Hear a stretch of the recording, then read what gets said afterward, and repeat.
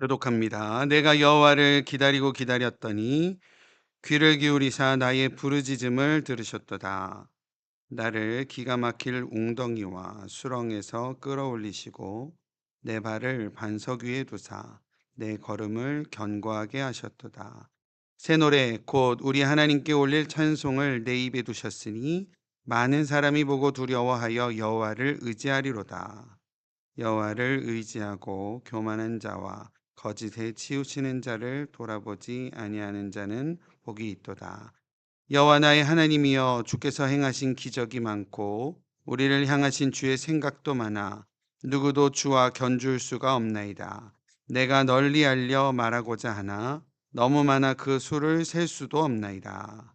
주께서 내 귀를 통하여 내게 들려주시기를 제사와 예물을 기뻐하지 아니하시며 번제와 속죄제를 요구하지 아니하신다 하신지라.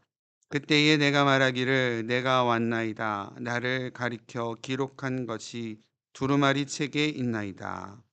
나의 하나님이여, 내가 주의 뜻을 행하기를 즐기오니 주의 법이 나의 심중에 있나이다 하였나이다. 내가 많은 회중 가운데서 의의 기쁜 소식을 전하였나이다. 여호와여, 내가 내 입술을 닫지 아니할 줄을 주께서 아시나이다. 내가 주의 공의를 내 심중에 숨기지 아니하고 주의 성실과 구원을 선포하였으며 내가 주의 인자와 진리를 많은 회중 가운데서 감추지 아니하였나이다. 여호와여, 주의 긍휼을 내게서 거두지 마시고 주의 인자와 진리로 나를 항상 보호하소서. 수많은 재앙이 나를 둘러싸고 나의 죄악이 나를 덮침으로 우러러 볼 수도 없으며 죄가 나의 머리 털보다 많으므로 내가 낙심하였음이니이다. 여호와여, 은총을 베푸사 나를 구원하소서. 여호와여, 속히 나를 도우소서.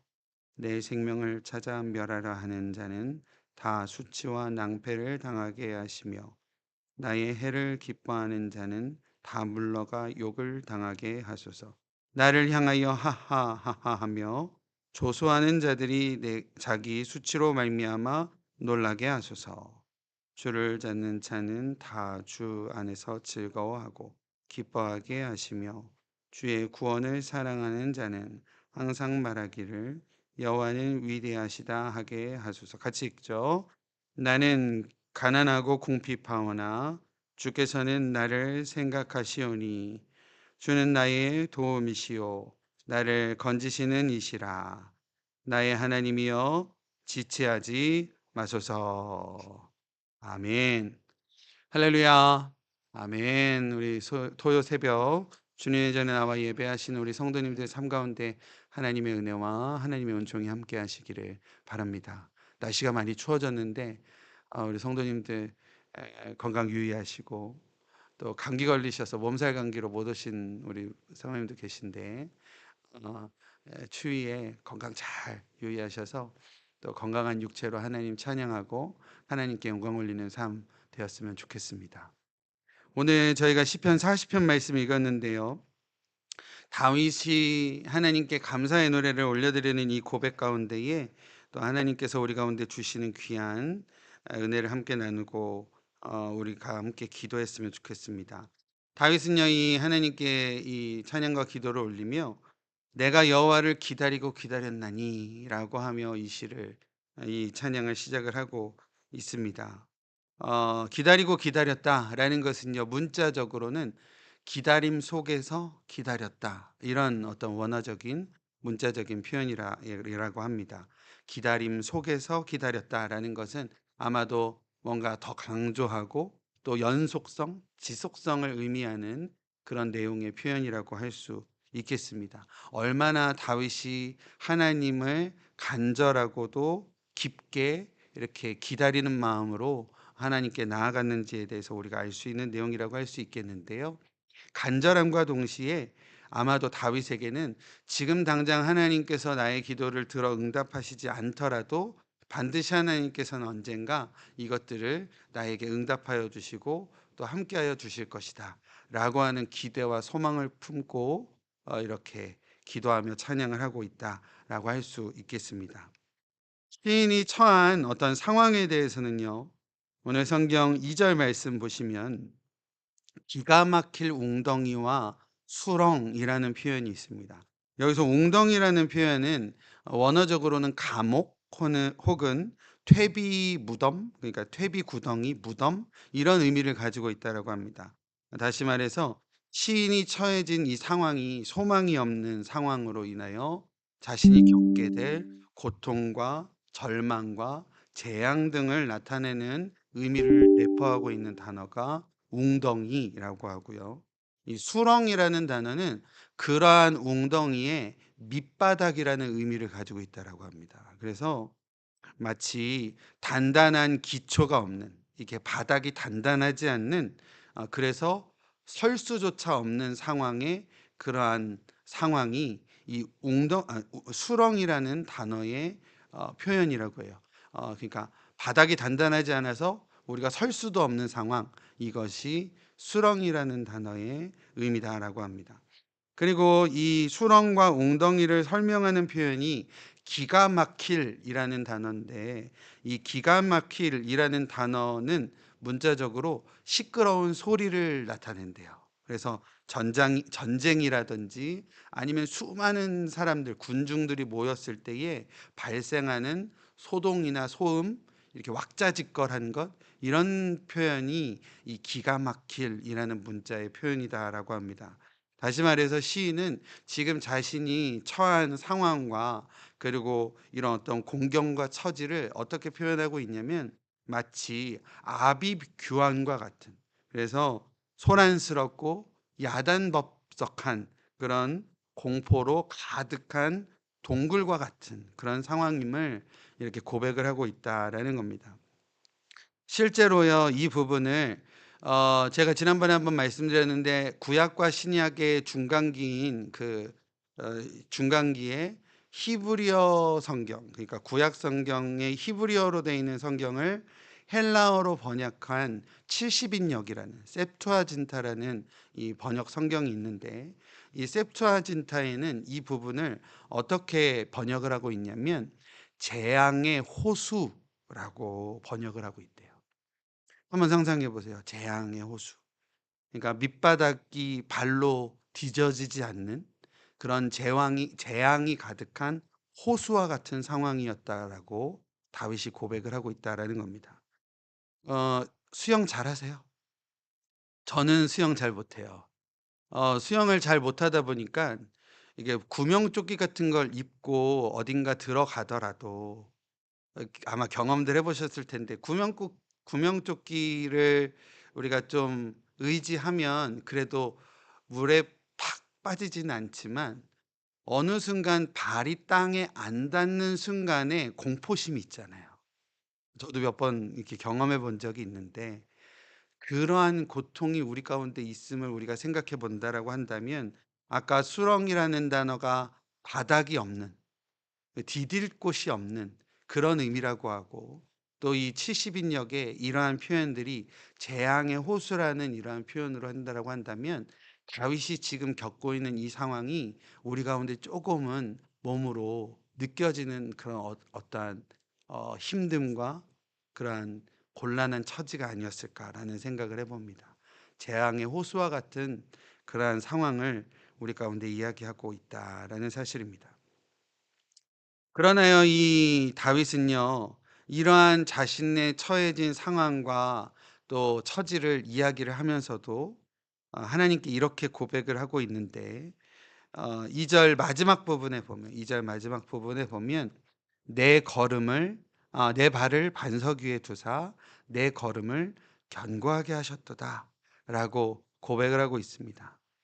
시인은요, 자신을 안전하게 인도하시는 하나님을 찬양하는데, 그러한 수렁과 같은 내가 발 디딜 곳도 없이 이렇게 한없이 깊은 재앙의 호수와 같은 그러한 상황에 놓여 있는 나를 든든한 땅 위에 나를 올려주시고, 그리고 든든하게 설 수 있도록 하나님께서 해주셨다라고 다윗이 고백을 하고 있다라는 겁니다. 오늘 이 새벽 주님의 전에 나와 또 예배하시는, 또 찬양하시고 또 기도하시는 우리 사랑하는 위더스 교회 성도님들의 삶 가운데에요, 혹 나에게도 이 재앙의 호수와 같은 상황이 놓여져 있어서 답답하고 또 불안하고 또 염려투성일 수도 있겠지만, 그래서 발이 닿지 않아서 공포감에 휩싸여서 허우적대고 있는 우리일 수도 있겠지만, 하나님께서 우리를 반드시 든든한 반석 위에 온전히 세워 주실 것이다. 이러한 믿음이 오늘 이 새벽 같이 말씀을 나눠가며 우리 가운데 온전히 회복되어지는 은혜가 있어지시기를 주님의 이름으로 축원드립니다. 오늘 시인 다윗은요, 하나님께서 베푸신 구원의 은혜로 말미암아 감사와 찬양을 올리고 있는데 3절과 9절이 그러한 찬양의 모습이지 않을까 생각을 해봅니다. 3절대가 다시 한번 읽어드리면, 앞부분만 읽어드리면, 새 노래 곧 우리 하나님께 올릴 찬송을 내 입에 두셨다 라고 이렇게 찬양하고 있습니다. 또 9절 말씀 볼까요? 9절에 또 제가 앞부분만 읽어드리면, 내가 많은 회중 가운데에서 의의 기쁜 소식을 전하였나이다 라고 고백을 하고 있습니다.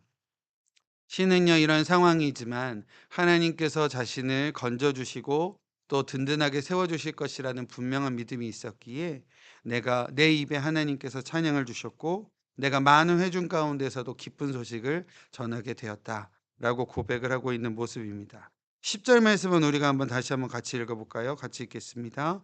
내가 주의 공의를 내 심중에 숨기지 아니하며 주의 성실과 구원을 선포하였으며 내가 주의 인자와 진리를 많은 회중 가운데에서 감추지 아니하였나이다.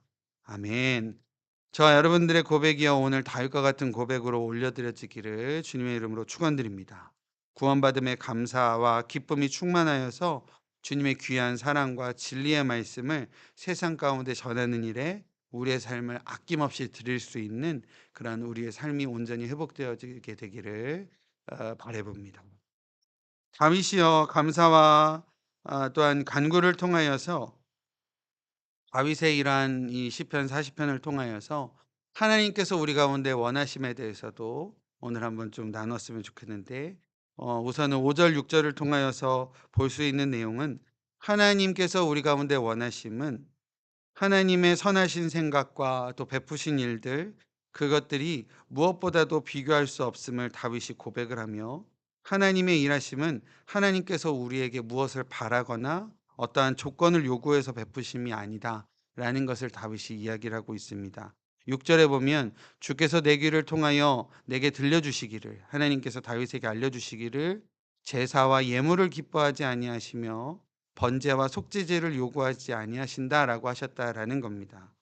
다시 말해서 하나님께서 다윗에게 원하심이 어떠한 번제, 또 속죄제, 그리고 제사, 예물, 다시 말해서 어떤 조건이라든지 아니면 하나님께서 무언가를 바라심의 의미가 있는 것이 아니라, 오직 다윗이 어떻게 하겠습니다라고 하고 있냐면 7절과 8절 보면, 주가 기뻐하시는 일을 행하기를 위하여 내가 하나님 앞에 나아갑니다 라고 다윗이 고백을 하고 있다라는 겁니다.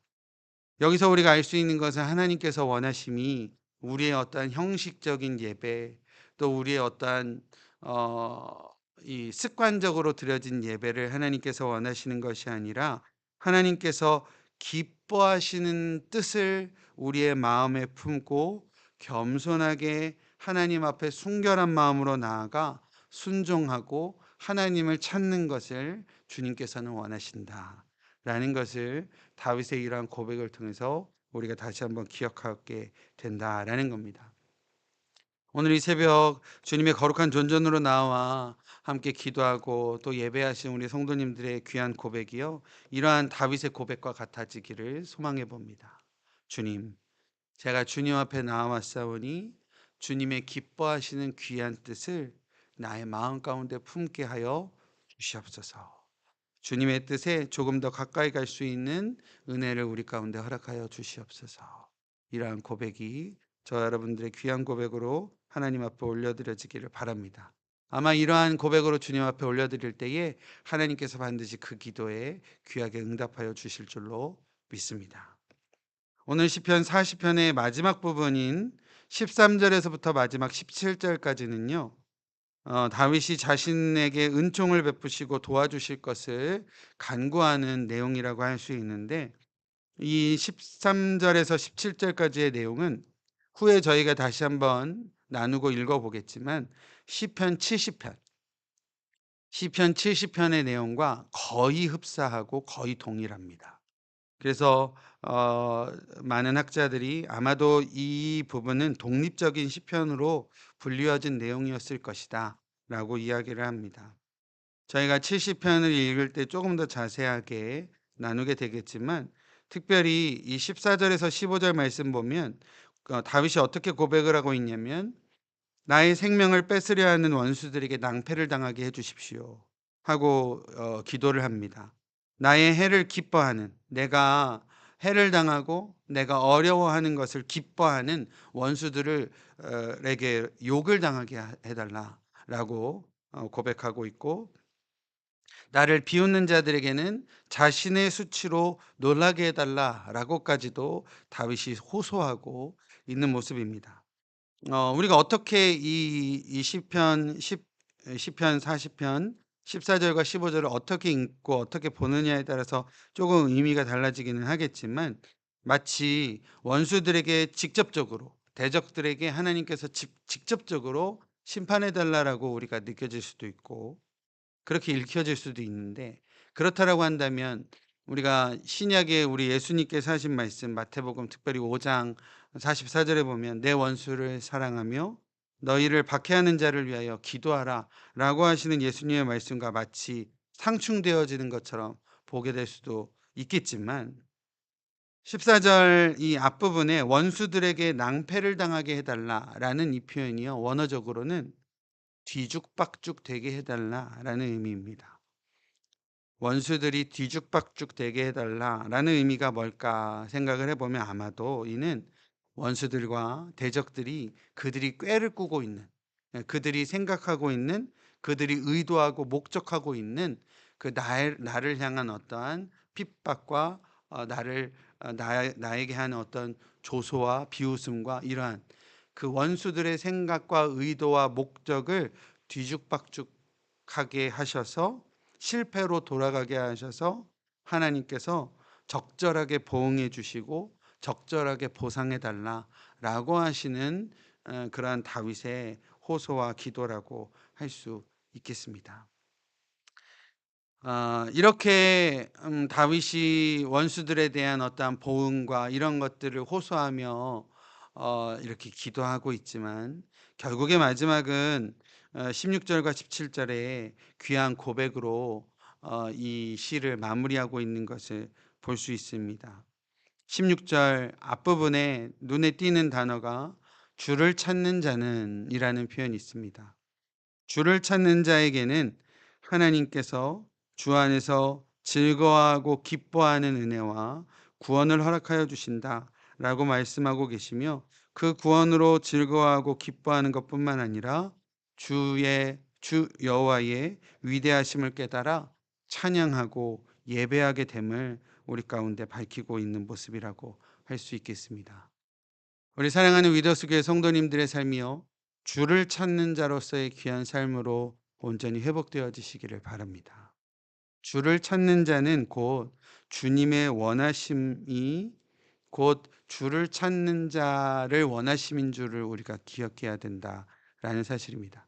하나님께서는 주를 찾고자 하는 자를 원하고 계신다라는 것 기억하셨으면 좋겠습니다. 아까도 5절 6절 읽으면서 잠깐 말씀드렸지만, 주님의 원하심이 우리의 어떠한 예물 드림과 제사 드림과 속죄제를 드림과 번제를 드림에 있는 것이 아니라 주를 찾는 자, 주께 나아오는 자, 또 겸손하게 주님의 말씀을 청종하는 자, 이러한 그 귀한 마음을 하나님께서 원하고 계신다라는 것을 우리가 다시 한번 기억하여 하나님의 원하시고 바라심에 우리의 뜻을 다하여 순종하고, 또 그 귀한 순종함을 통하여 하나님의 귀하신 뜻하심을 우리의 삶을 통하여 거룩하게 이루어 가시는 우리 모두의 귀한 삶이 되어지시기를 주님의 이름으로 축원드립니다. 기도하겠습니다. 하나님 아버지, 우리를 주의 거룩한 자녀로 구원하여 주셨는데 우리는 참으로 연약한 존재임을 이 시간 고백합니다. 재앙의 호수와 같은 끝을 알 수 없는 어둠과 두려움 가운데 늘 허우적대는 우리들의 모습임을 고백합니다. 가련하고 불쌍한 우리 영혼들을 기억하사 주의 도우심으로 우리를 건져 주시옵소서. 주 안에서 기쁨과 즐거움이 회복되게 하시고 주를 향한 찬양과 예배가 우리의 삶 속에 가득할 수 있도록 성령으로 함께하여 주시옵소서. 오늘도 주님 앞에 간절히 기도하오니 하나님께서 지체하지 마시고 속히 응답하여 주시옵소서. 존귀하신 예수 그리스도의 이름으로 기도드립니다. 아멘. 우리 이 시간 함께